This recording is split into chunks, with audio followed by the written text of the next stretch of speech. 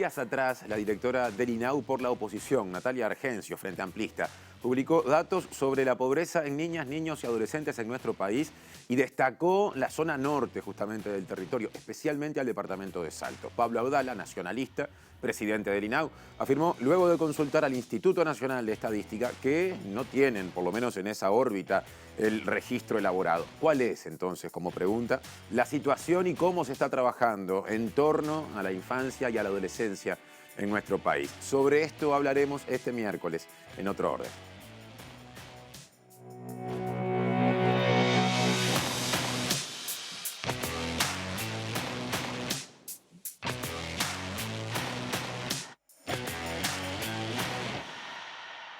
Pasan las 9 en todo el país. Gracias por estar otra vez en la pantalla de TV Ciudad, siguiendo este En Otro Orden, segundo de la semana. De los temas mencionados hablaremos con más de una persona. Invitados e invitadas hoy en piso aquí en los estudios de TV Ciudad.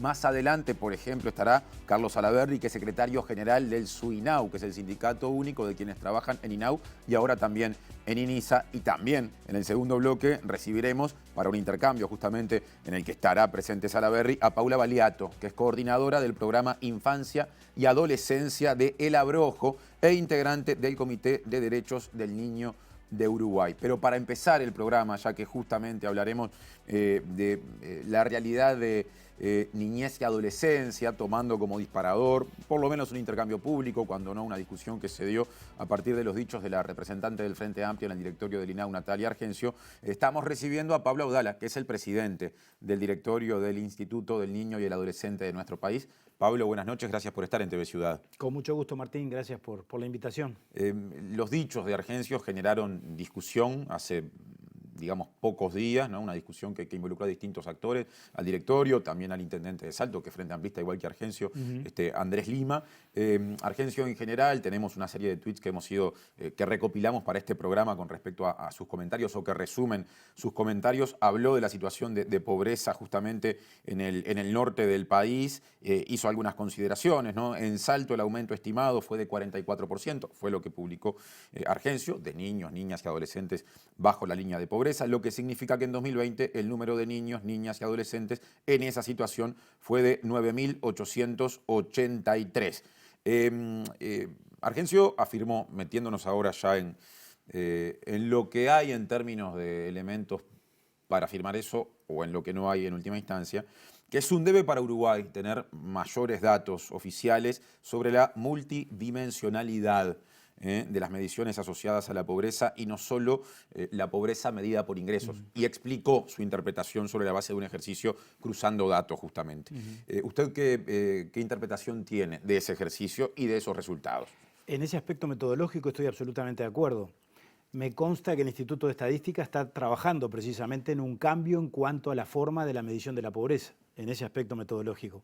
Porque la pobreza se ha medido históricamente en el Uruguay en base a un ingreso monetario o a una referencia monetaria. Exactamente. Y eso mide solo un aspecto del problema, no la multidimensionalidad del fenómeno. Entonces es cierto, lo ha anunciado el director de Estadística, me lo reiteró a mí en esa conversación informal que tuvimos el otro día, que probablemente antes de fin de año haya anuncios en ese sentido.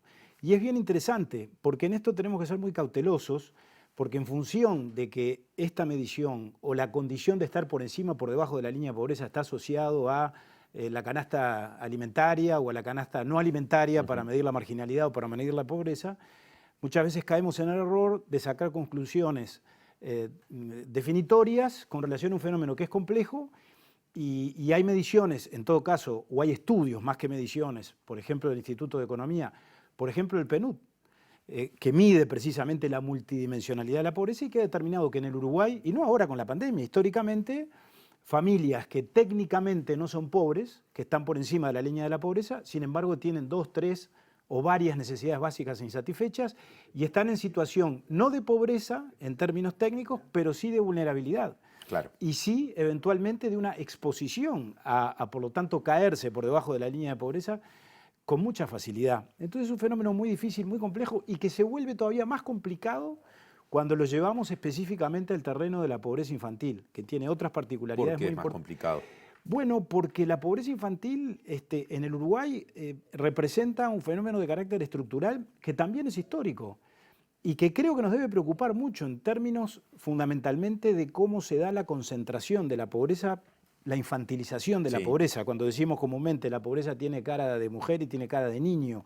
Bueno, esto no es un tema que haya traído la pandemia, este es un tema que nos ha caracterizado a los uruguayos y que nos debe preocupar a los uruguayos y que nos debe obligar a todos, porque si llevamos este tema al terreno político, lo politizamos, creo que le hacemos un grave daño al país y actuamos con gran irresponsabilidad, pero creo que nos debe llevar a todos a un sinceramiento, a encarar esto con mucha humildad y a asumir que con relación a esto no podemos mirar para el costado, que el país tiene señalamientos internacionales, pensando en la niñez del Comité de los Derechos del Niño, del Comité de Derechos Económicos, Sociales y Culturales de Naciones Unidas, que repito, son de hace años, del año 2015, del año 2017, donde se señaló al Uruguay por la concentración desproporcionada, es el término que se utiliza, estuvimos viendo los informes en el directorio del INAU hace pocos días, de la pobreza precisamente en los sectores de niños y adolescentes.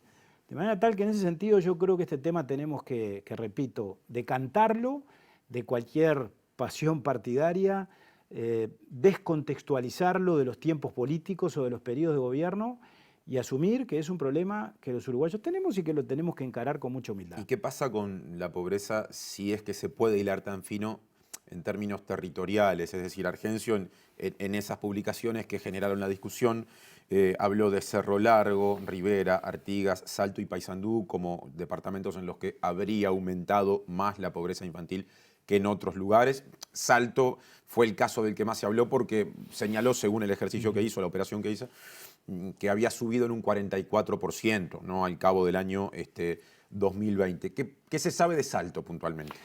A ver, con toda franqueza y como tú lo adelantaste en los avances, yo a raíz de estas afirmaciones de la polémica que se generó, en la que no quise introducirme, porque además terminó encapsulada en una discusión dentro de la propia oposición, entre el intendente y la propia directora de Argencio, con la que quiero adelantar, tengo una excelente relación de trabajo y además muy franca, más allá de que por supuesto tenemos matices, diferencias o interpretaciones de la realidad que no son coincidentes, pero a partir de eso lo que sí hice fue indagar. Y bueno, no solo a través de la información que está publicada y a la que podemos acceder todos, a la propia página del INE, donde están publicadas las cifras de la pobreza que el INE produjo e hizo públicas en el mes de marzo, que fue la última entrega, sino que además me comuniqué con el director del INE, del Instituto de Estadística, y le pregunté si efectivamente ese dato estaba disponible. Y me dijo, ese dato no lo tenemos, o sea, hay cortes, naturalmente, de la medición de la pobreza por regiones, no por departamentos, lo cual no quiere decir que no se pueda obtener.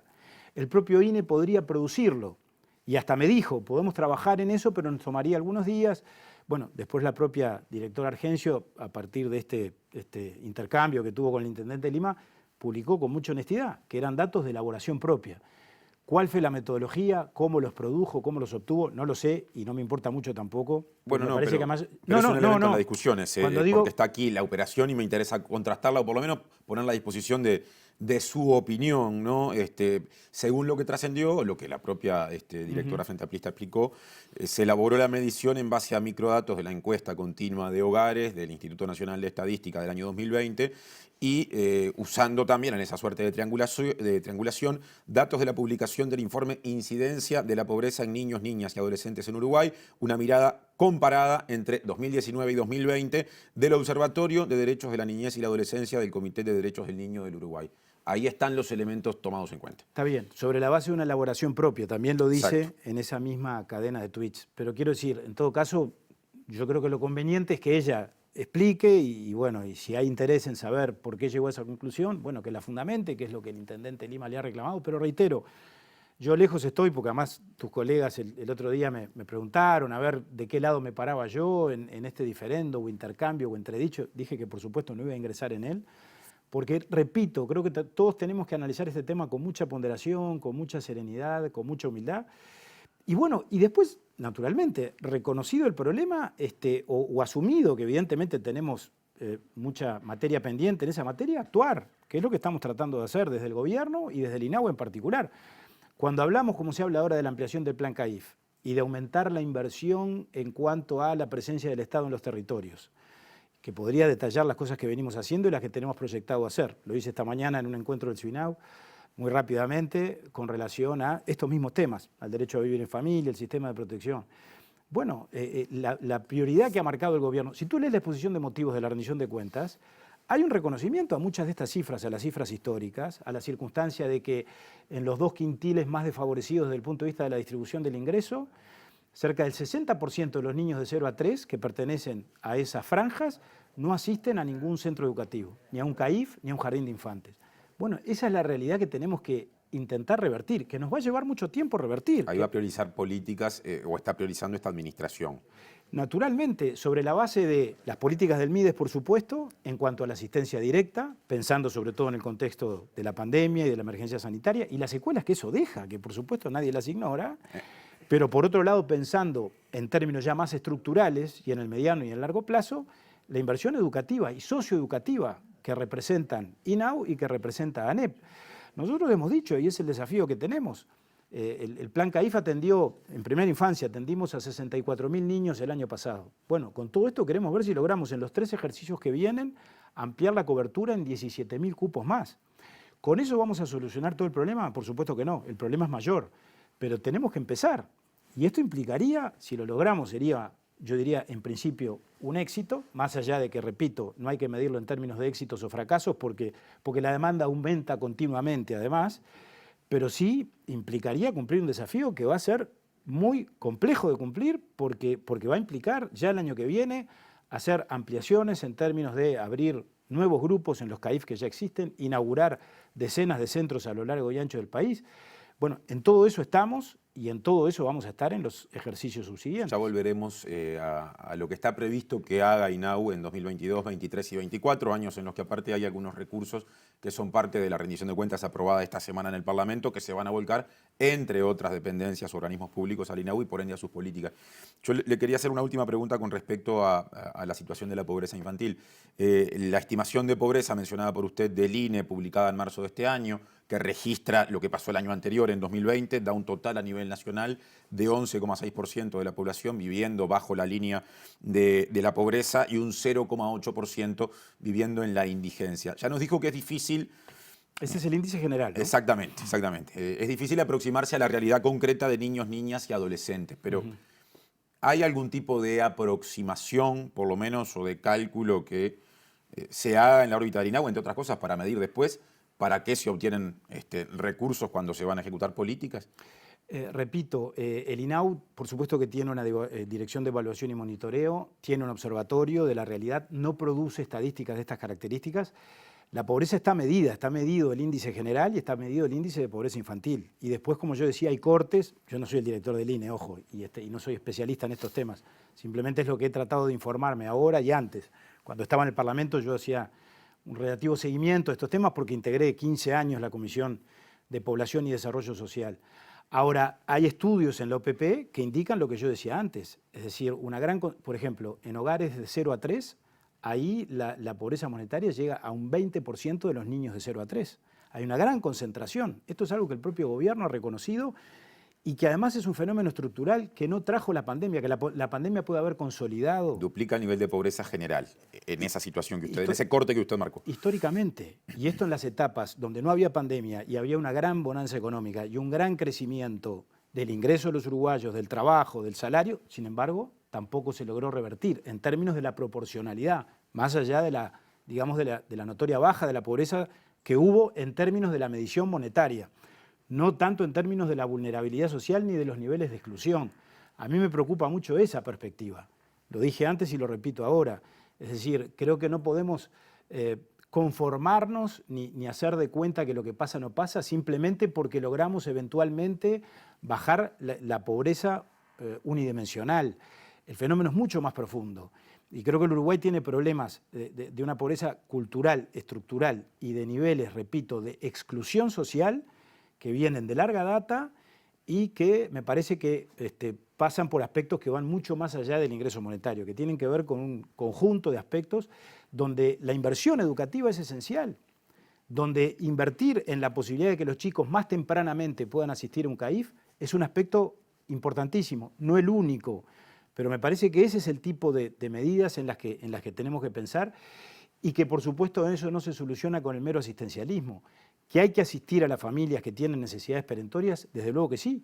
Lo está haciendo el Ministerio de Desarrollo Social. El ministro Lema ha explicado que parte, además de los 50 millones de dólares que se incorporaron a la rendición de cuentas como refuerzo presupuestal, se van a dedicar a financiar o a incrementar el bono crianza para las familias que en el marco del plan de equidad reciben asistencias del Estado. Desde luego que eso es parte de la solución y del problema, pero no soluciona el problema de fondo. El problema de fondo es muy complejo. Nosotros estamos a cargo de un aspecto, que es que es el que queremos coordinar con la ANEP, y es el que queremos lograr que más tempranamente, en esa etapa donde se juega tanto en la formación de un ser humano, que es la primera infancia, que es de 0 a 3, logremos ir a buscar a esos chicos que hoy no están asistiendo y a esas familias, porque el plan CAI ya sabemos que tiene una penetración y un anclaje territorial que implica atender al niño y atender a la familia y al entorno comunitario, porque por esa vía me parece que están los caminos para tener un retorno social más prolongado. En los 5 minutos finales de la entrevista queremos abordar la situación de la violencia, por lo menos a dos bandas, ¿no? De la violencia en general contra niños, niñas y adolescentes, y después de la violencia en niños, niñas y adolescentes en instituciones dependientes del INAU. Pero vamos a empezar por lo primero. Se conoció recientemente un nuevo informe del Sistema Integral de Prevención a la Infancia y a la Adolescencia contra la Violencia, el CIPIAV, que depende del INAU. Se registraron en la primera mitad del año 3.957 casos de violencia en los que intervino justamente el CIPIAV, lo que representa 1.398 más que los detectados en el mismo periodo del año 2020, crecimiento de 55%. ¿Qué lectura se hace de esa cifra que naturalmente llama mucho la atención? Una lectura preocupante, que vivimos en una sociedad más violenta y donde además el fenómeno de la violencia intrafamiliar parece, desplazarse hacia niños y adolescentes de una manera muy preocupante y creo que muy perceptible y que nos debe obligar a actuar. Seguramente esto tiene que ver con que ahora hay mejores registros que los que teníamos antes. Yo creo que la creación del CIPIAV fue un gran acierto porque, entre otras cosas, permite mensurar el fenómeno, hacerle un seguimiento a partir del trabajo interinstitucional, pero eso no quita que no solo que estemos simplemente registrando bien, estamos, por supuesto, también asistiendo a un fenómeno creciente de una violencia que se practica fundamentalmente puertas adentro del hogar, que en función de eso se invisibiliza con relativa facilidad, que por lo tanto es de difícil o compleja detección, y para lo cual tenemos que hacer varias cosas. Una de ellas es asumir este fenómeno en toda su cabalidad como un problema de carácter social. ¿Y por qué crece? ¿Hay algún tipo de hipótesis, por lo menos, que sea manejable? Bueno, seguramente la causalidad es múltiple, pero creo que las dificultades o el debilitamiento de las capacidades de cuidado de las familias incide en esta realidad. Y la pandemia puede haber jugado un rol. La violencia de género se vincula, obviamente, en forma directa con la violencia contra los niños. La pandemia puede haber jugado un rol en términos de que generó condiciones ambientales, sobre todo en la etapa de no presencialidad, que pudieron facilitar la violencia. Ahora, si uno analiza los registros del CIPIAV, advertirá que el crecimiento de la violencia es sostenido a lo largo de los últimos años. Creo que sin ninguna duda también hay temas que tienen que ver con el tema de las adicciones, con el problema de las adicciones, con los problemas económicos en alguna medida también. Es decir, es de enorme complejidad el fenómeno. Ahora, es tan complejo como alarmante y sobre todo como, ¿cómo podríamos decirlo?, denigrante desde el punto de vista de lo que representa ejercer violencia sobre las víctimas más inocentes que son los niños, porque los niños terminan, sobre todo a temprana edad, naturalizando la violencia porque nacen inmersos en ella y por lo tanto ni siquiera terminan percibiendo o sintiendo lo que les pasa y mucho menos están en condiciones de expresarlo, de transmitirlo o aún de denunciar la violencia que padecen. ¿Cómo hacemos para enfrentar eso? Bueno, primero asumiendo el problema a nivel de la sociedad, de toda la sociedad como un problema de responsabilidad compartida y después, por supuesto, desde el Estado y de la interinstitucionalidad actuando. Cuando hoy hablábamos del plan CAIF estábamos hablando, sin mencionarlo, de este mismo fenómeno. Esa violencia que es muy difícil de denunciar y de detectar tempranamente, muchas veces podemos compensar esa carencia con la presencia del Estado en el territorio, con la presencia de los dispositivos, de los CAIF, de los centros de primera infancia, de los clubes de niños, porque allí los rasgos de violencia emocional, de violencia física, de abuso, de malos tratos sobre los niños, se advierten y por lo tanto eso ayuda a desencadenar los procesos de actuación y los protocolos que hay que desencadenar. Antes del cierre, la otra cara de la violencia la de las situaciones que se dan dentro de instituciones, por ejemplo, hogares de 24 horas, del INAU, justamente, ¿no? Hablando de otro informe anterior, pero que se ha comentado por distintas lógicas informativas más recientemente, titulado La infancia que no queremos ver. Lo que se hace o lo que se hizo allí fue trabajar entre septiembre del año 2019 y diciembre de 2020, y en este caso el informe estuvo a cargo del Mecanismo Nacional de Prevención de la Tortura, que depende de la Institución Nacional de Derechos Humanos y Defensoría del Pueblo. Se habla particularmente en ese informe de los centros 24 horas de INAU, donde hay 6.000 niños, niñas y adolescentes, han declarado por lo menos algunas personas al interpretar los datos, y en muchos casos se detectaron situaciones, cerca de la mitad, ¿no?, de trato distante y descuido emocional, así como de tratos humillantes y amenazantes a niños, niñas y adolescentes institucionalizados. ¿Cómo trabaja INAU ante ese fenómeno que se da puertas adentro? Ese estudio, que lo conocemos bien y lo discutimos, lo analizamos e intercambiamos con la Institución de Derechos Humanos, en verdad empieza en septiembre del 2019, termina bastante antes de diciembre del 2020. En diciembre del 2020 nos fue presentado al INAU en una presentación previa, que nosotros valoramos mucho, antes de la presentación pública que se hizo este año, en los primeros meses de este año. En mayo de este año, si no me Exactamente.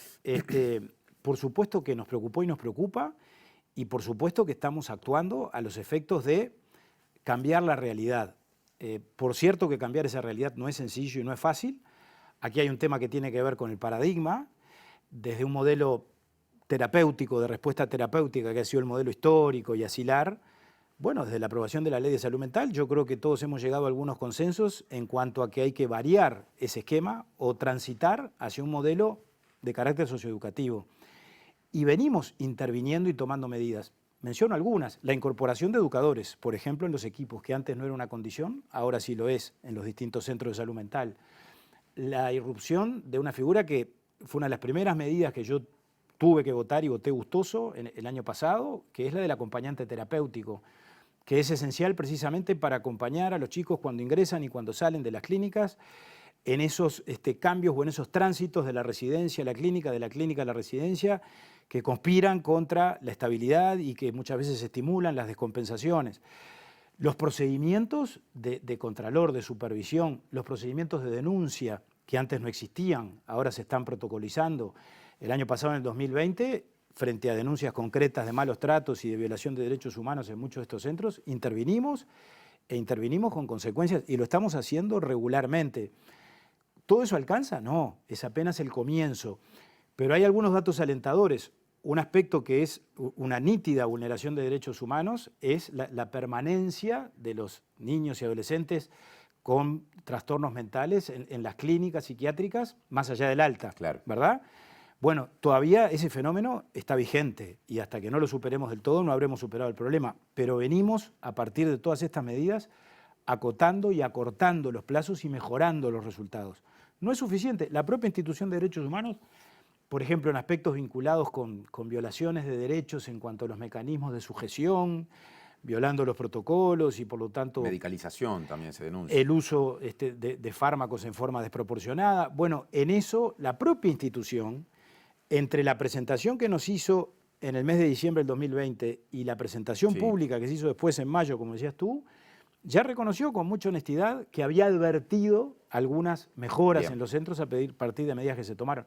Y esto no lo digo simplemente para salvar la posición de INAU, lo digo por lo menos para que se tenga la certeza de que somos conscientes y que estamos avanzando con gradualidad, pero estamos avanzando. Abdala, gracias por la visita. A las órdenes. Hasta la próxima. Con mucho gusto. Pausa mediante, seguimos hablando de estos temas con Carlos Salaverry del sindicato del INAU y aparte también con Paula Baleato de El Abrojo. No se vayan, esto es En Otro Orden.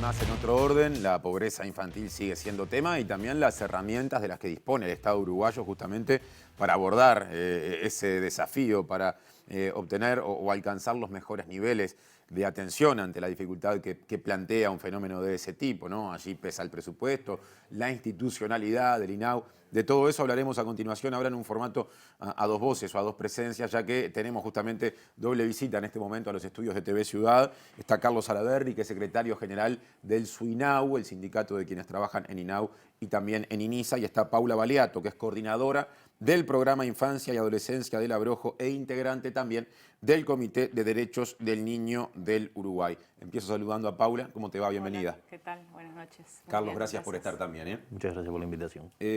A ver, Paula, para empezar, nos interesa tener una reflexión, aunque más no sea general, del fenómeno de la pobreza infantil, ¿no? Abdala, el presidente del directorio, recién ponía el ejemplo de cómo en la franja etaria de 0 a 3 años el nivel de pobreza infantil casi que duplica a ese 11,6% Sí. de la población toda a nivel nacional, y de alguna manera lo asoció a, bueno, a procesos de larga data. Sí, Desde la academia y la sociedad civil, ¿cómo se observa ese fenómeno? totalmente. En realidad, en acuerdo con lo que planteó Abdala, en el sentido de que es un problema estructural que tiene el país. Ya en la década del 80, Juan Pablo Terra, ¿no? Planteó el tema de la infantilización de la pobreza. Entonces, eso es algo que se ha instalado en el Uruguay. Otro problema adicional que el Uruguay tiene es que somos una sociedad envejecida, ahí hay temas demográficos, pero nacen muy pocos niños, ¿no? En 2020 nacieron 35.000 y pocos niños. Entonces también nosotros, la infancia en el Uruguay es un bien escaso a preservar y como sociedad realmente no los tratamos muy bien, porque bueno, están las cifras de pobreza medida por ingreso monetario, ¿no? que se planteaba, pero también los niños y adolescentes son es el sector de la sociedad uruguaya que tiene más dificultades de acceder al bienestar social, a las cuestiones materiales, ¿no? La situación de pobreza, pero también es el sector que tiene menos participación, que tiene menos voz.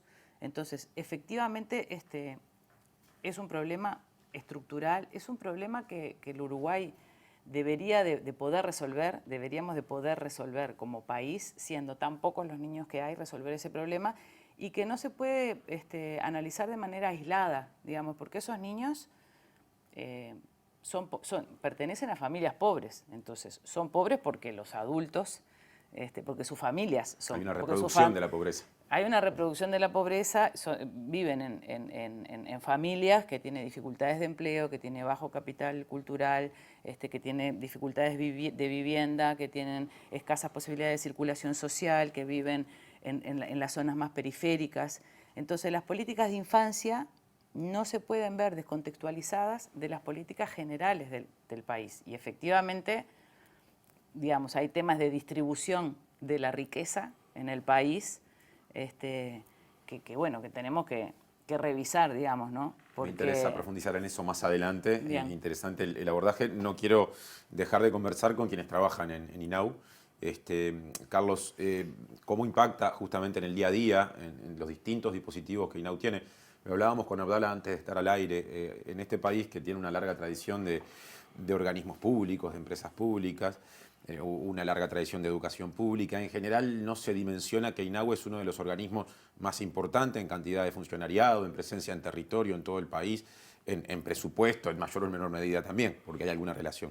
Entonces, que haya una situación estructural de pobreza infantil y adolescente, ¿cómo impacta en el trabajo día a día en esos lugares? Bien, en realidad, si bien hay una continuidad en este sentido como organismo, antes el Consejo del Niño, después el INAME, luego el INAU, y hay distintos enfoques a lo largo del tiempo, en realidad la situación a lo que apunta INAU en su atención tiene prácticamente dos orientaciones. Una que es de prevención, que es lo que se refería a Abdala con el tema, por ejemplo, de la atención a la primera infancia y otros dispositivos que se han ido generando en el último periodo. Y luego está el sistema de protección, propiamente dicho, que es vinculado al tema de las medidas de separación de los niños de su familia y que tiene que quedar a cargo o del INAU o de un hogar por convenio o alguna otra forma de cuidado en familia existió durante muchos años y antecedió en realidad al INAME, al Consejo del Niño, un sistema se llamaba Madres Sustitutas, que después fue reformulado, tiene más de 100 años. El tema es, en parte para nosotros, buscar una forma, y no es que sea un invento nuestro de los trabajadores, es decir, ahí está la Convención de los Derechos del Niño, está el Código de la Niñez y la Adolescencia, que marcan un rumbo de intervención del Estado. Y bueno, en realidad lo que nosotros observamos, y ya en este cuadro concreto de situación en el medio de la pandemia, en el último periodo, es un incremento en la demanda, llamémosle, es decir, las solicitudes de ingreso a los distintos servicios de protección. Se hablaba del tema de Salto, nosotros estuvimos hace un par de semanas en Salto, el hogar infantil de Salto es un edificio recién refaccionado, está diseñado para 15 niños y tiene más de 30. Claro. Y con personal insuficiente para brindarle atención. ¿Es una situación aislada o en otros lugares se dan situaciones similares? No, es una situación bastante frecuente dentro del sistema de protección. Por esto que tú consultabas de cómo se vive, bueno, se vive como una situación medio de avalancha de ingresos, que es media cíclica, ¿no? Hay momentos en que se da, ni siquiera tiene que, por lo menos nosotros que tenemos, yo en particular tengo más de 30 años trabajando en INAU, no necesariamente guarda una relación directa la cantidad de ingresos con la situación socioeconómica. No es directa. No digo que no tenga que verlo, digo, no es que aumenta la pobreza y aumentan los ingresos. No es la única variable en última instancia. No, creo que hay un enfoque también desde los adultos y las distintas instituciones que intervienen en estos procedimientos que determinan que haya periodos de incremento de las internaciones y periodos donde hay replanteos y se focaliza el tema de los motivos por los cuales un niño es sacado de su contexto familiar. Antes de volver con Paula, que dejó planteada la cuestión de la distribución de la riqueza o las políticas que tiendan a como elementos fundamentales para avanzar y no solo depender de lo que pueda hacer un organismo como INAU. Una pregunta más, Carlos, porque estamos en semana de aprobación de rendición de cuentas, eso generó una puja por los recursos, como pasa habitualmente.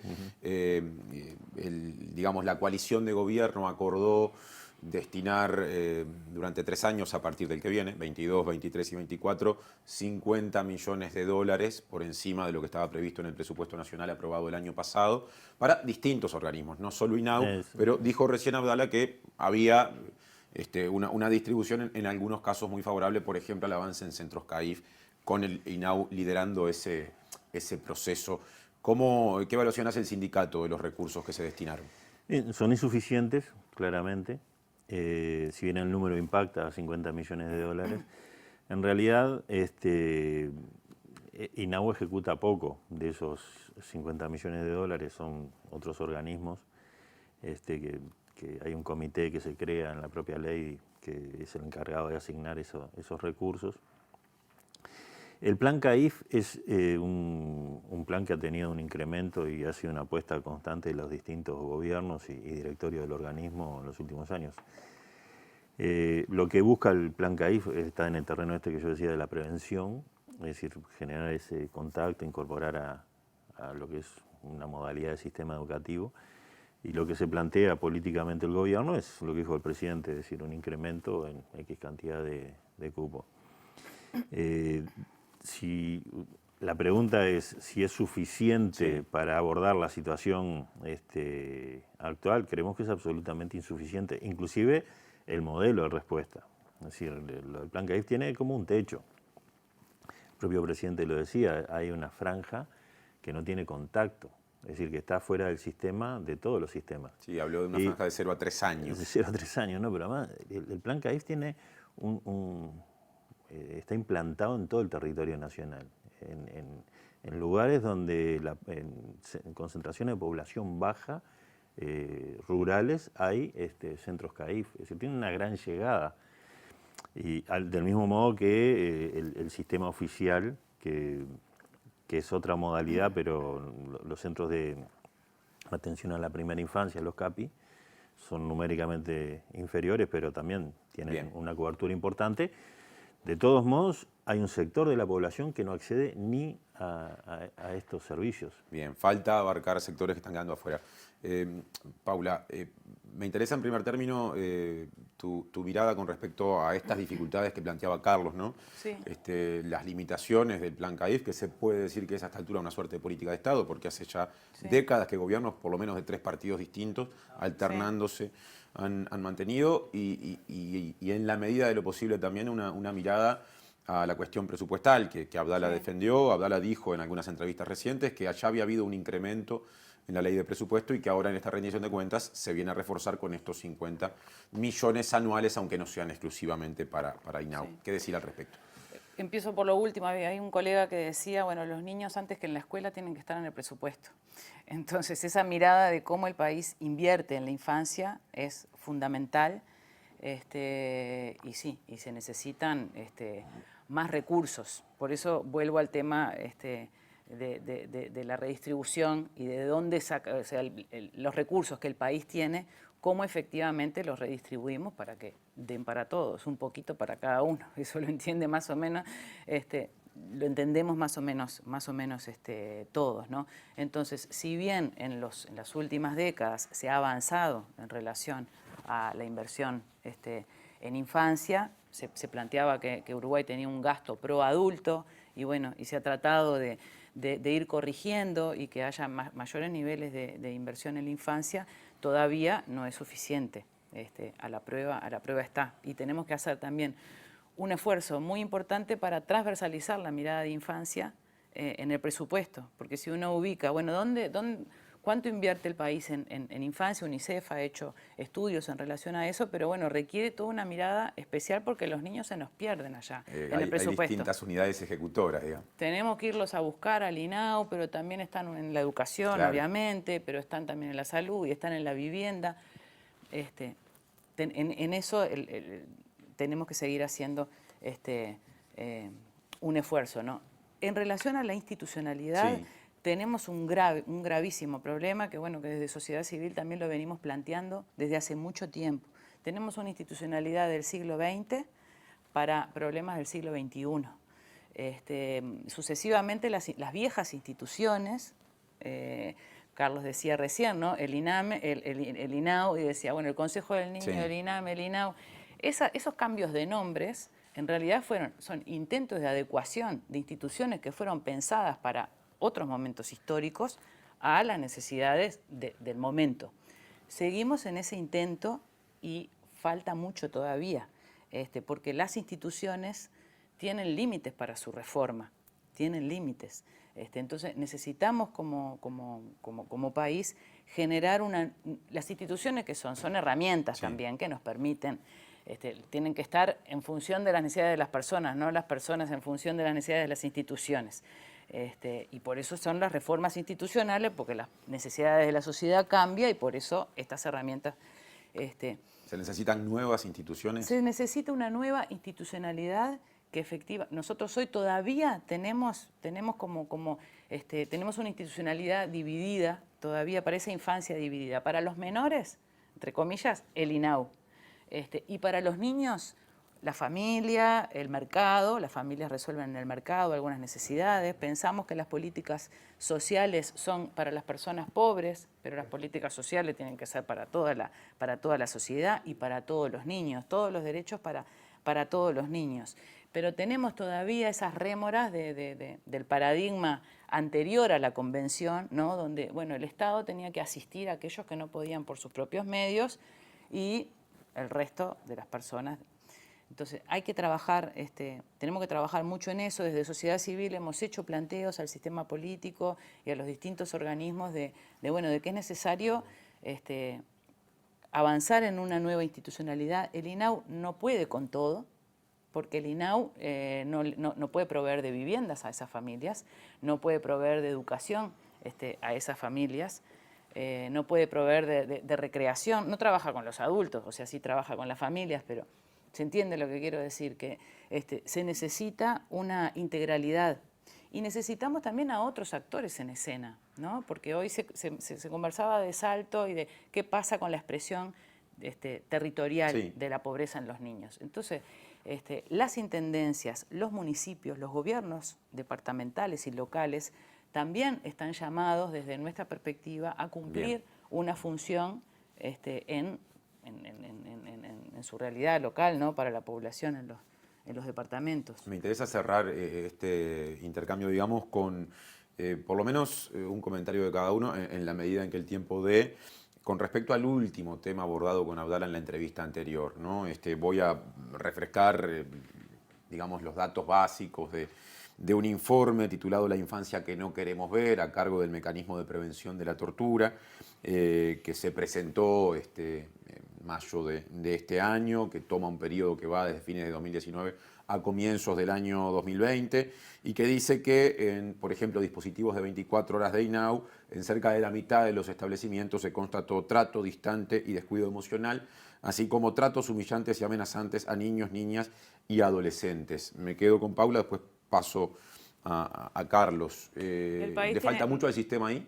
Sí, nosotros estamos convencidos de que tenemos que avanzar como país en la desinstitucionalización, en la desinternación, y ir a lo que se llaman programas de base familiar y comunitarias. De hecho, bueno, el INAU lo tiene en su discurso, pero bueno, ahí hay que modificar cultura también, ¿no? y prácticas institucionales. Recién se decía la demanda que tiene el INAU porque el Poder Judicial muchas veces la primera medida que pone para la protección para esos niños es la internación.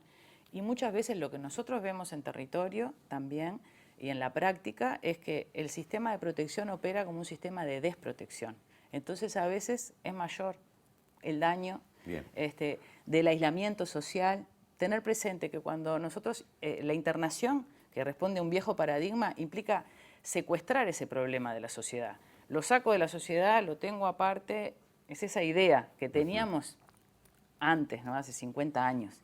Y que hoy tenemos que ver las cosas de otra manera. Carlos, esa cifra que ya comenté con Abdala y ahora recién, ¿interpela al funcionariado teniendo en cuenta que es el que trabaja con esos niños, niñas y adolescentes? Por supuesto, pero nosotros siempre rechazamos que se coloque la responsabilidad de una situación endémica en la institución, esto que yo decía de el Centro de Protección de Salto.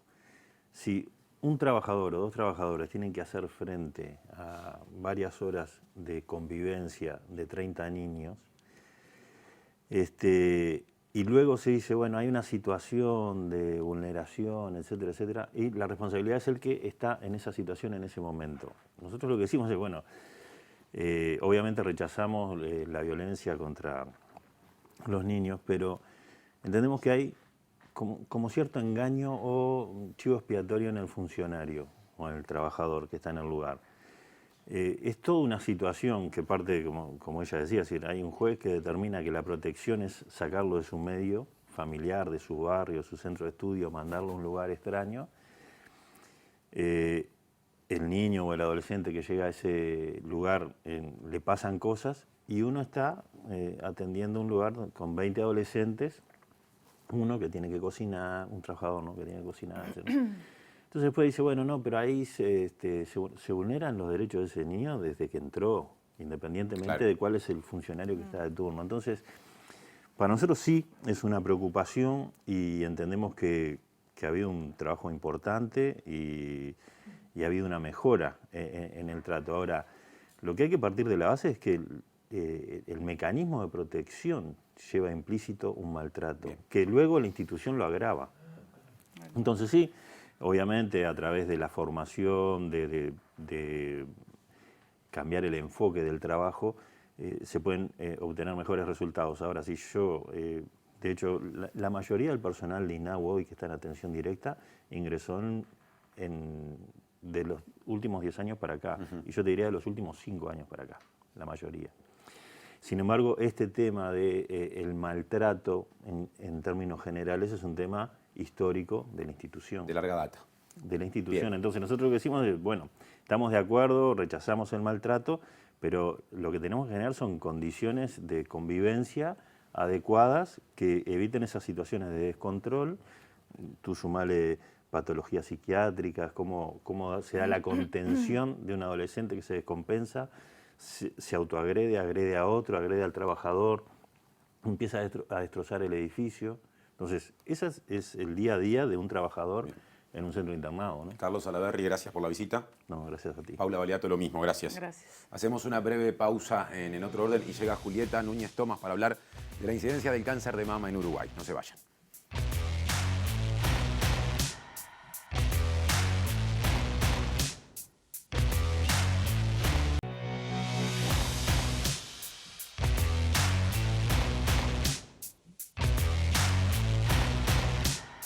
Hace poco se conmemoró un nuevo día de lucha contra el cáncer de mama y de eso hablará, o sea, de la incidencia de ese cáncer en la población uruguaya hablará Julieta Núñez Tomás. ¿Cómo andás, Juli? Todo bien.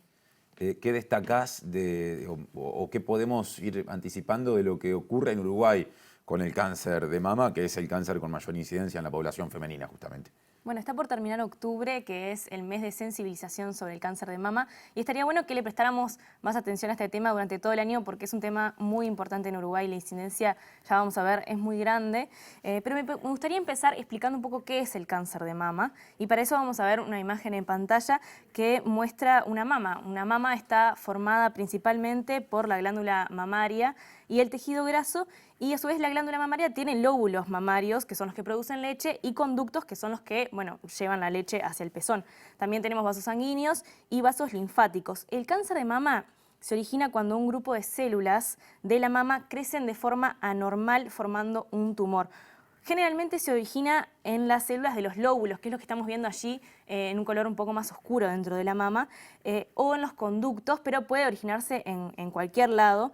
Y el estadio de gravedad del cáncer depende del tamaño y la ubicación del tumor, y también depende si ha contagiado otras zonas, lo que conocemos como metástasis, ¿verdad? Esto es simplemente introductorio, Sí. Ya pasaremos a la realidad uruguaya, pero ¿tenés algunas cifras o por lo menos algunos datos vinculados con la incidencia a nivel mundial del cáncer de mama? Así es. Sí, según la Organización Mundial de la Salud, en 2020 hubo 7,8 millones de mujeres afectadas por esta enfermedad.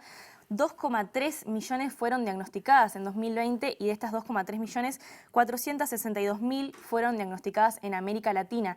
De las 685.000 muertes en todo el continente, en todo el mundo, 100.000 fueron en nuestro continente, en América Latina. Y es importante decir también que hay una diferencia muy grande entre los países de mayores ingresos y de menores ingresos, porque si bien han habido muchos avances sobre esta temática, los países de menores ingresos siguen sin poder bajar su tasa de mortalidad. Este no es el caso de Uruguay, que es un país de altos ingresos en comparación con la región, no es un país de bajos ingresos. Sin embargo, la incidencia de la mortalidad por cáncer de mama en Uruguay es muy elevada, es una de las más elevadas de la región.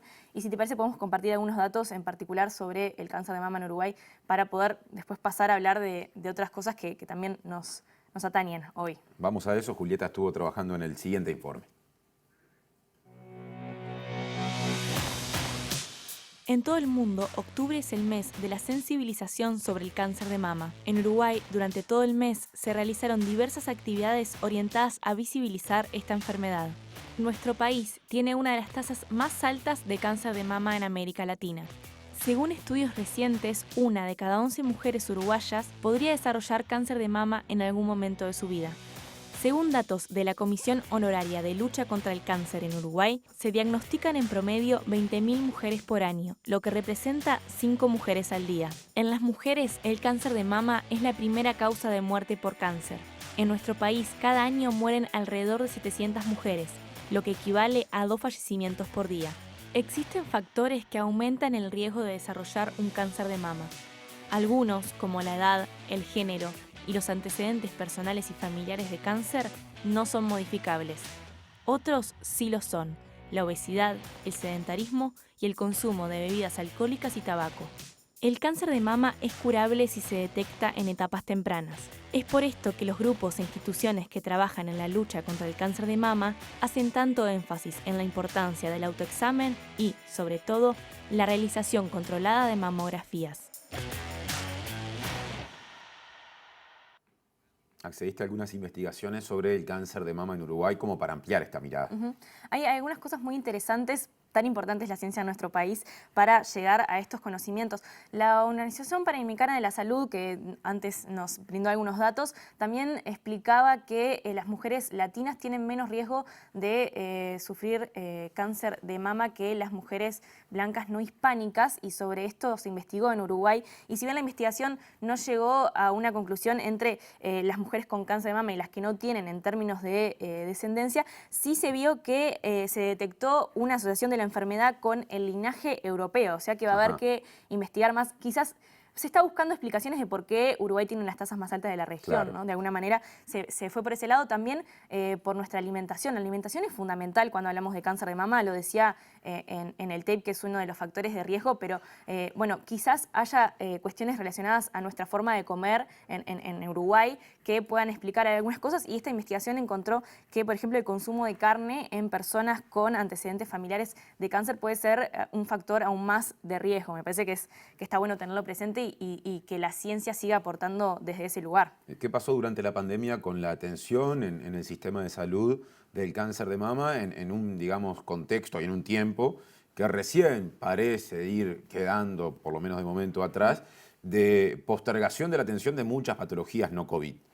Sí, quizás queda atrás lo que es, bueno, el aumento de casos. Lo que no queda atrás son las secuelas, claro, ¿no? Y tenemos los datos de la encuesta regional de opinión pública sobre cáncer de mama, que está recién salidita del horno, y esta encuesta es bastante preocupante porque muestra que 7 de cada 10 mujeres no acudieron a consulta médica especializada para realizar estudios de detección temprana del cáncer de mama durante la pandemia del coronavirus. 51% de las que no ingresaron o no fueron a hacerse estos estudios decían que tenían miedo de contraer la enfermedad, y otra cifra que también, otro dato que también puede ser preocupante, es que quienes menos concurrieron fueron las mujeres jóvenes y aquellas de niveles socioeconómicos medios y bajos. Como si no hubiera percepción del riesgo o capaz que acceso a la información en esos sectores que mencionaste, simplemente por pensar en voz alta eventuales explicaciones, digamos, ¿no? Sí, tiene algo que ver también con lo que venimos hablando de, bueno, si sucede entre los países de mayor niveles de ingreso y menores, ¿por qué no ocurriría dentro de una población también? Claro. Bueno, de Uruguay tenés algunos datos más, por ejemplo, datos nacionales de cáncer de mama y COVID, retraso en la atención, crisis económica. Vamos a ponderar algunos de ellos. Sí, porque hay un estudio que coordinó la profesora oncóloga, Lucía Delgado, que es vicepresidenta además de la Comisión Honoraria de Lucha contra el Cáncer. Esto es un estudio general de cáncer y el impacto de la pandemia, pero en particular vamos a hablar sobre el cáncer de mama. El retraso de la atención que mencionabas tiene que ver con que se priorizó en los centros de salud la atención por COVID. También tiene que ver con lo que decíamos anteriormente del miedo a concurrir por miedo a contraer COVID-19, pero también tiene que ver con otras cosas, como por ejemplo la dificultad de trasladarse e incluso la dificultad de hacerse cargo de los pagos que requieren este tratamiento, de los copagos, porque no es únicamente, como ya sabemos, lo que requiere el tratamiento, sino hay un montón de cosas alrededor que cuestan dinero. También hay cambios de hábitos y conductas saludables a raíz de la crisis económica y el aumento de la pobreza. Lo decían hoy más temprano, cómo afecta a todos los ámbitos de desarrollo de nuestro país. El aumento de la pobreza también puede impactar negativamente en el registro de casos y, bueno, quizás posteriormente en el aumento. Este estudio arroja algunos números. Se hizo a partir de pedidos de acceso a la información pública y llegaron a la conclusión de que una reducción del 49% en mamografías. Ajá. Es un número impresionante. La mitad de lo que había antes, digamos. La mitad de lo que había antes. Y esto aumentó incluso más en los meses que había más casos y había mayor reducción de la movilidad. ¿Cuáles son las consecuencias de esta reducción en los estudios? Bueno, por un lado, que cuando se restablezcan las condiciones, que todavía no se han logrado restablecer al 100%, puede llegar a haber un desborde de la atención y esto puede perjudicar la calidad de la atención. algo similar al desborde ya está sucediendo y por eso hay algunas medidas de las que vamos a comentar más adelante, pero también puede llegar a significar un aumento significativo de las muertes por cáncer de mama y, bueno, esta detección más tardía que se va a generar seguramente del cáncer de mama puede hacer un aumento importante del gasto. Se puede llegar a tener que gastar más en cáncer de mama de lo que se gastaba antes de la pandemia. Este mismo estudio que comentábamos de Delgado tiene algunas propuestas. Una es, bueno, adecuar las guías. Creo que de alguna manera el Ministerio de Salud Pública está ya trabajando en ese sentido y lo anunció así el 19 de octubre, como tú mencionabas, el Día de la Lucha contra el Cáncer. También mejorar los datos, tener mejores datos puede ayudarnos a enfrentar mejor esta problemática que está sufriendo hoy en día Uruguay y retomar todos los programas que aún no se hayan retomado. Pero además, algo importante que nos mencionaba Delgado cuando hablamos con ella, es que es importante tener en cuenta las políticas públicas en el control de los principales factores de riesgo. Y en ese sentido, ella nos decía que preocupa y mucho que, bueno, se hayan reducido las exigencias en el rotulado de alimentos y que se haya decretado la autorización de la comercialización de los productos de tabaco calentado. Claro, que es algo que incluso a nivel de organizaciones locales que trabajan la adicción al tabaco se denunció en esta misma semana, ¿no? Y se le cuestiona al actual gobierno. Hablando del gobierno nacional, pero no solo del nacional, en ocasión del 19 de octubre hubo una serie de iniciativas que se oficializaron, ¿no? Que tienen que ver con mejorar tratamientos y también cobertura y atención. ¿Cómo las podemos resumir? Bueno, desde el Hospital de Clínicas se anunció el programa de rápida resolución del cáncer de mama, que lo que quiere es agilizar los procesos, hacer un acompañamiento bueno, de todas las etapas por parte de un equipo especializado del Hospital de Clínicas que va a atender a mujeres de salud pública y también de mutualistas privadas. Y por otra parte, Daniel Salinas, el ministro de Salud Pública, anunció algunas cosas, como veníamos diciendo. Una de ellas es el estudio del ganglio centinela, que anteriormente se retiraba en la operación si no se podía costear un estudio para ver si estaba afectado o no. Ahora se va a hacer este estudio siempre antes de la operación, o por lo menos así lo decía Salinas. El cáncer de mama pasa a ser una meta prestacional, lo que obliga a los prestadores de salud a tener los controles al día de las usuarias. Y también un anuncio que tuvo bastante repercusión sobre las prótesis mamarias, que anteriormente solo eran para aquellas que estaban comprendidos bajo un régimen del BPS, y ahora pasarían a partir del año que viene a servirse para todas las mujeres, el 100% de las mujeres. Pero bueno, también hay otra pata que no es la del gobierno, ¿no? Sí, usuarios y usuarias del sistema de salud, ¿no? En este caso mayoría de mujeres, aunque no solo, vale decir. Sí, redes de pacientes, redes de contención, hay un montón de organizaciones que están cerca. Recién estábamos hablando afuera, por ejemplo, de Quimio con Pelo, que acompaña a las mujeres para que puedan, por ejemplo, perder menos pelo durante la quimio o que crezca más rápido. Y hablamos con Elsa Carrasco, que es de la red de pacientes, la Red Nacional de Grupos Oncológicos de Cáncer de Mama, que es una asociación de pacientes. Ella vive en Paysandú y lo que nos decía que de alguna manera trabajan estas asociaciones para lograr, bueno, primero disminuir la brecha entre Montevideo y el interior, lograr una atención más personalizada, una atención integral, no solamente con oncólogos, sino con psicólogos, fisioterapeutas, con nutricionistas, y acercarse a las personas. Creo que este es el mensaje que nos brindaba Nelsa y que en el poquito tiempo que nos queda antes de terminar hay que decirlo. Es importante que las mujeres, porque bueno, el cáncer de mama en hombres es bastante menor, es menos de un 1%, las mujeres se conozcan su cuerpo. Por eso arrancábamos este informe mostrando imágenes de la mama, el autoconocimiento, perderle el miedo a tocarse, a ir a los estudios y que quizás también los tengan que tocar.